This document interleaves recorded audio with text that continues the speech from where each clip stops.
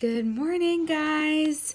We're continuing our body kindness project, and there's no way we're going to finish this book in this short-term community, because if you guys have the book, then you know we still have so much to go. But we're just going to keep going until it makes sense. But I hope you guys have the book and you're reading this on your own, because there's so much good in here. So today we're talking about bouncing back from the bad. And I didn't think she was going to hit on this subject, but I'm so glad that she did, because we talked a little bit about the downward spirals, but I don't think we really dug into how to bounce back more with more energy and like less failure and defeat mentality. So the love, connect, care. When you're at a low point, the love that you have for yourself will ultimately nurture the healing process. When you're in the middle of bouncing back, connection will help you find the real you again. And then when you make body kindness choices, you mend your heart and mind, which helps you recover faster. So again, she doesn't mention God in this chapter, but I know we all know that we need Jesus when we're bouncing back from the bad, y'all. But the whole point of the very beginning of this chapter is she talks about stress and how chronic stress is actually one of the leading causes of death. It's one of the 6 leading causes of death. And even if not many people are necessarily dying from it, I can tell you that it is often the source of things like anxiety, depression, a frantic pace of life, even insomnia. And so we always label stress as bad. But what if stress isn't bad? What if we started to approach stress like failure, where it teaches us something about ourselves? It's not stress that really hurts us. It's the fear that we don't have what it takes to make it through. I know every time in my life that I tend to feel the most stress, it's because I'm afraid of failing. I'm afraid of not coming out of it. I'm afraid I won't accomplish it. So what do you do from the energy that you get from the stress? If we start to see our stress as our body trying to tell us, hey, this matters to you, this is my body responding about something I care about, that's going to change our perspective. Instead of being like, stress is bad, to being like, oh, this is something that's really dear to me. Okay, now what am I going to do with all this energy in me?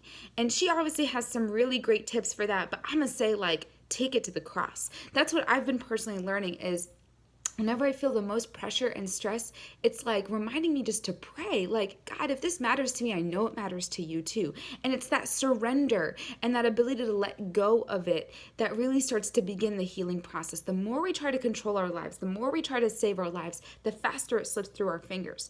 So if we're not mindful of our challenges and how they make us feel, that tends to lead to those poor choices, because we're not mindful of what's really happening and we try to rush the lesson, right? So she says that if we don't take care of ourselves, we can fall into a deep downward spiral of negative emotions, bad choices, low energy, emotional distress, and depression.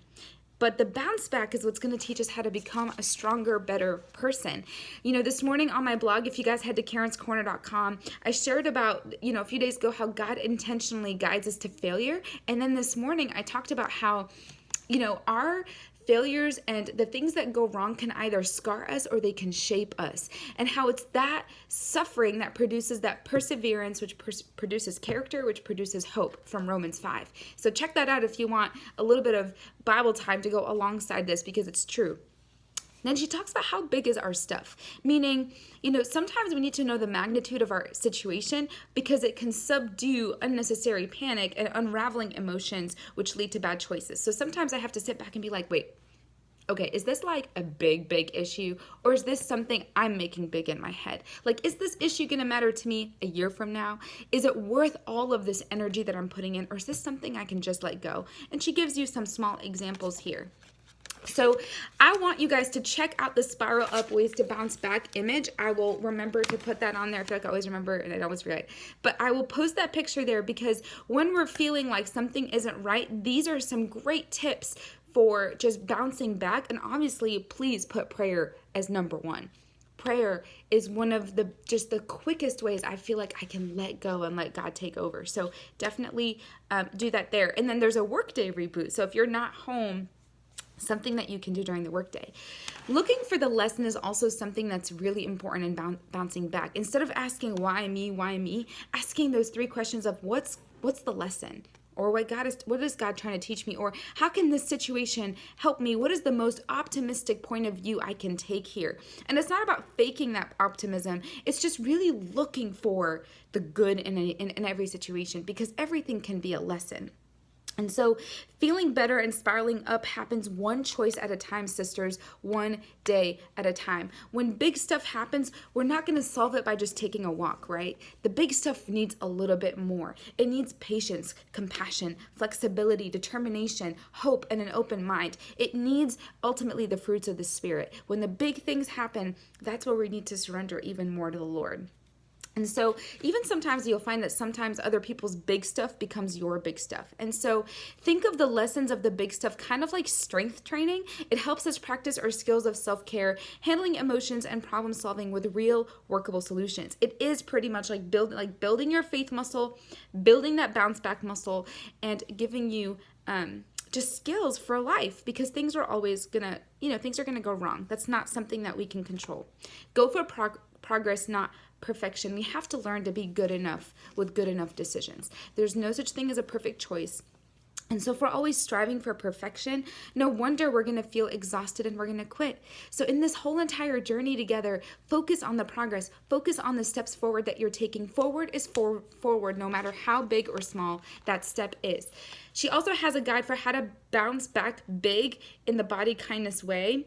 And so, committing to using body kindness as a guide for your bounce back, feel your pain, give yourself permission to feel better, make room for that daily sacred pause.